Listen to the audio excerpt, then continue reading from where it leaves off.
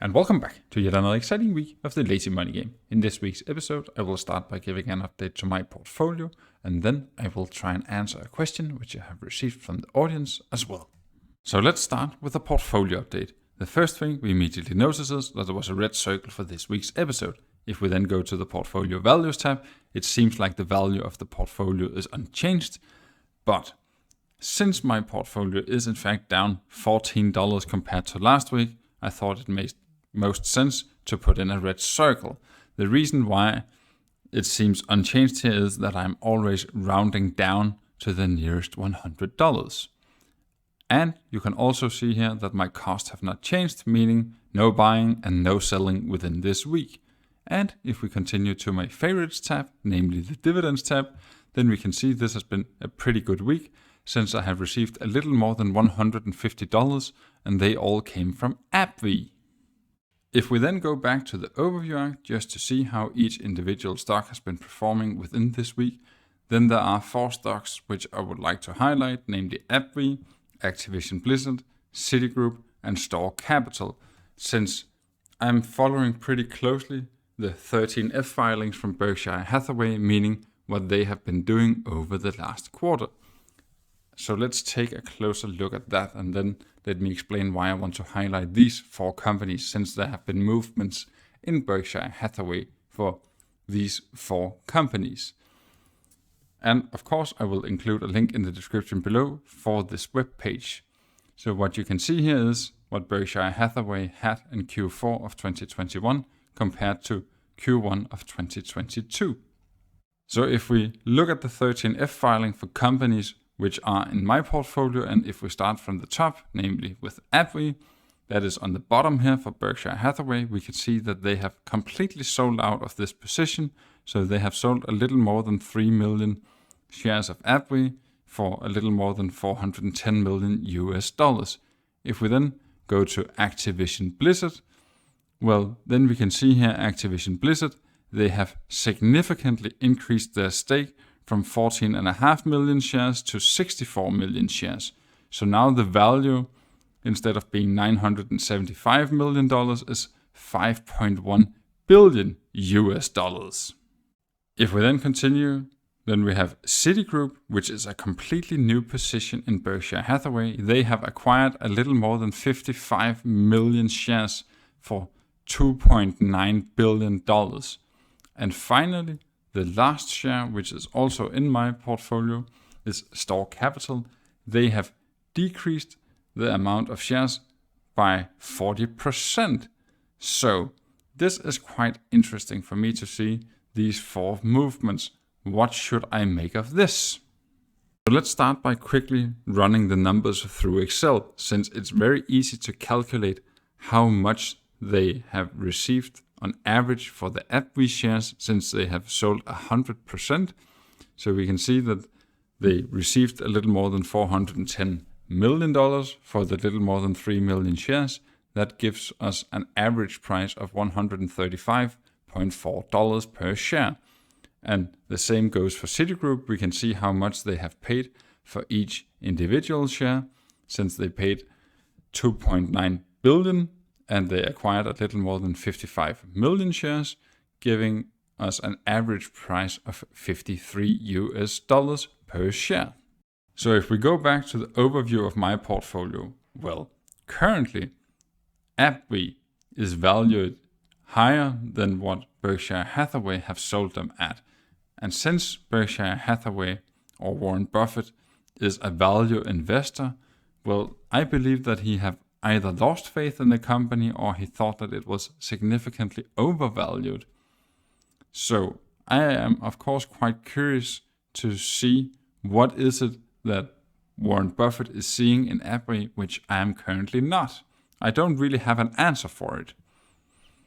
If we then look at Citigroup, you can see that I have paid close to $66 and I'm down close to 25%.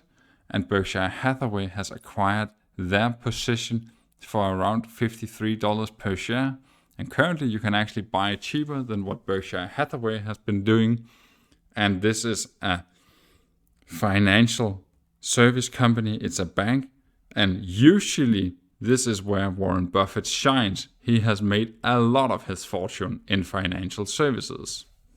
But whether or not he is correct regarding Citigroup this time, I of course have no knowledge. But personally, I note that I can currently buy it at a cheaper valuation than what they have done. And that is at least interesting for me to see. Then, if we go to Activision Blizzard, there's not much more I can say there, since I believe that Warren Buffett is doing this merger arbitrage play, which I'm also investing for and hoping for will play out. And then finally, Store Capital. I really do not understand this movement from Berkshire Hathaway that they have reduced their position by 40%. Since if you are a value investor and you have lost faith in the company, or you believe that they are significantly overvalued, why will you then only reduce your position with 40%? Maybe this is just because I'm such a small-time investor and the sums which I'm operating with are so small. So if you're operating on a much larger scale, then perhaps it makes more sense for you that you only reduce with 40% instead of selling all of your shares, because you potentially will move the market significantly. If we then continue to questions from the audience, then I have received a question regarding whether or not this would be a good time to invest if you are a new investor, since the S&P 500 is down more than 18% year to date. Well, first of all, I don't have a magic 8-ball, so I don't know if the stock market is going to drop an additional 20% or if it is going to increase by 100%. But if you look at the full history here of the S&P 500, if you are today trying to time the market and say, I will wait for a recession, just keep in mind, since November 2009 and all the way up to 2019, the same arguments that you're sitting and telling yourself now that you're waiting for a recession, that was the same that you would be waiting for over that period of 10 years. So I'm pretty sure that you would have been quite dissatisfied if that was your reason for not investing, since you believe that there was too much to fear. But whether or not that holds true today, well, nobody knows. Another way of viewing this would be to look at a time period of 10 years. If you, for instance, look at June 2001 and then all the way to June 2011, well, then you would see that the market more or less was at the same value.